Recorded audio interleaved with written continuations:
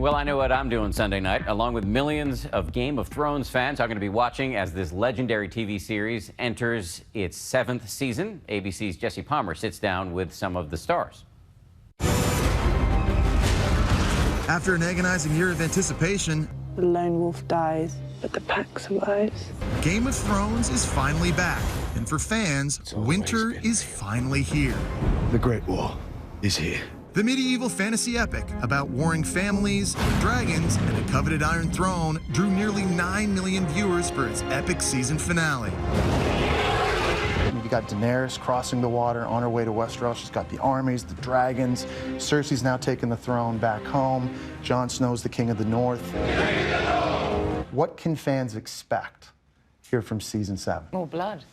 Well, you said it all. I mean, I think that's as much as we can say, isn't it, guys? Yeah. It feels like it's accelerating towards the end game as opposed to any sense of treading water, you know. Is there anything that's going to happen that's just going to throw fans at home?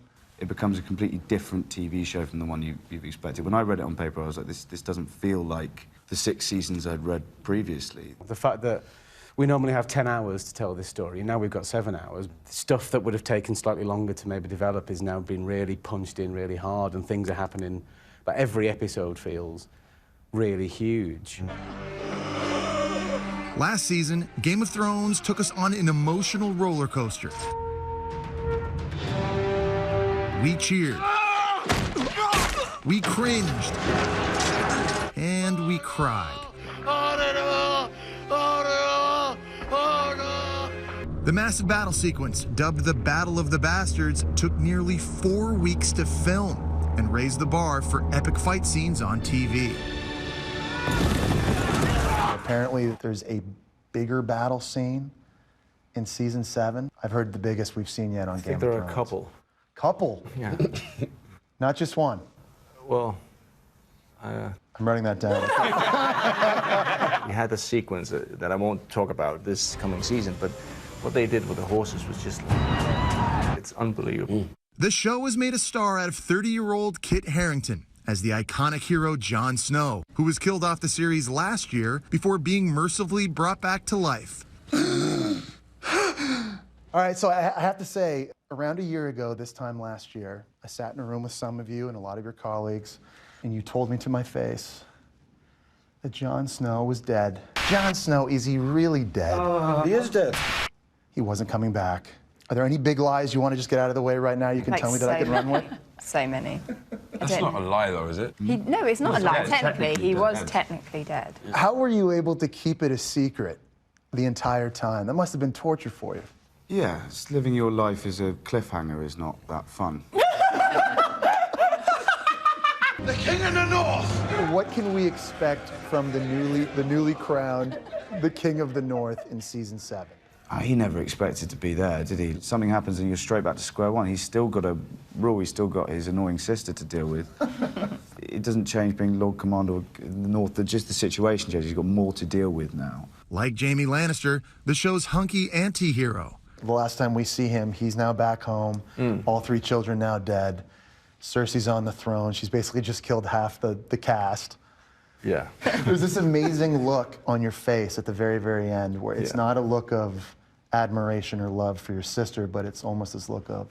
Well, that's what you read into it, though, isn't it? That's the beauty yeah. of being so blank-faced, and then people can just read into it. Yeah. But that's the whole point. I mean, I'm not going to tell you what he thinks, because then I would give away what happens. Absolutely. But I think you're absolutely right. You know, I think when you watch the show and you're into these characters, a moment like that is great because you can just, you know, people read so much into it. Yeah. He's going to kill her now. That's going to happen. Or not.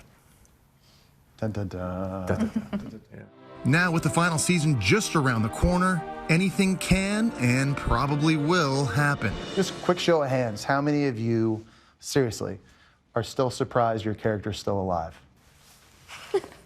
That's everybody. Is it liberating as an actor to kind of have that uncertainty on a show where literally season to season, you just don't know? Exciting. It is exciting. Yeah. Yeah. I think so. Am I the only one ridden with anxiety about it? I find it exciting. What does it mean to work on a franchise that's just been so successful and that's become so massive? I mean, people, I'm sure, HBO would want this thing to go on forever. I'm sure a lot of people would, but it has a beginning, middle, and end. I don't think, I mean, not comparing us to the Beatles or anything like that, but if the Beatles were still around, being their own tribute band now, we wouldn't hold them in the same esteem that we do. As just a fan of the show, I don't personally think that there's a wrong way to end it at this point, because it's so complex. Just really quickly, just blurt out who you think in the end will sit on the Iron Throne. Daenerys. Scary snowman. Oh. Scary snowman. Got it. So White Walkers win.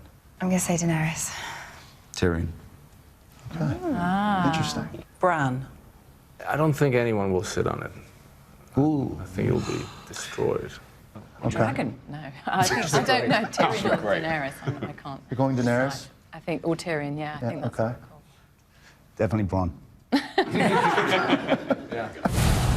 Whoever it is, one thing is for certain.